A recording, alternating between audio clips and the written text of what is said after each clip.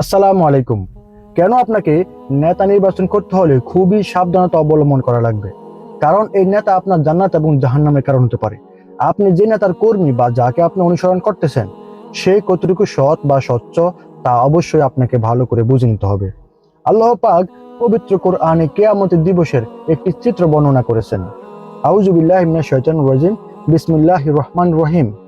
ইয়াউমা নাদউ কুল্লা উনাফসিন বিইমামিহিম ফামান উতিয়া কিতাবাহু বিয়ামিনিহি ফাউলাইকা ইয়াকরাউনা কিতাবাহুম ওয়ালা ইউজলামুনা ফাতিলা।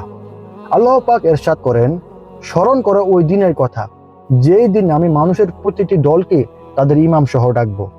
সেদিন যাদের আমলনামা ডান হাতে দেওয়া হবে এবং তারা নিজেদের আমলনামা পাঠ করবে, তাদের উপর সামান্য পরিমাণও জুলুম করা হবে না। সূরা বনী ইসরাইল আয়াত নাম্বার ৭১। আলোচ্য আয়াতে মানুষকে তাদের ইমাম সহ দলে দলে ডাকার কথা বলা হয়েছে। ইমাম অর্থ পথ প্রদর্শক, নেতা বা পরিচালক। এবং এই আয়াতে মানুষের চূড়ান্ত গন্তব্য ও পরিণতি সম্পর্কে উল্লেখ করা হয়েছে।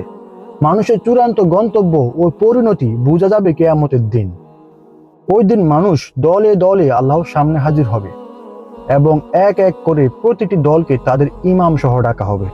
যাদের আমলনামা ডান হাতে দেওয়া হবে তারা পরম সৌভাগ্যবান এবং তারা চিরশান্তির আধার জান্নাতে প্রবেশ করবে।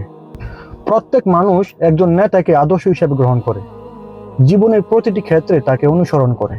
কিয়ামতের দিন মানুষ তাদের সেসব নেতা বা পথ নির্দেশকদের সঙ্গে পুনরুক্ষিত হবে, কেননা পরকাল দুনিয়ার জীবনের প্রতিচ্ছবি। যদি কারো আদর্শিক নেতা সৎপন্থী হন, তাহলে তার আনুগত্যকারীও মুক্তি পাবে। আর যদি কারো নেতা বিপদগামী হন, তাহলে তার অনুসারীকেও আযাবে নিপতিত করা হবে। কিয়ামতের দিন কারো উপর বিন্দু পরিমাণ অবিচার করা হবে না।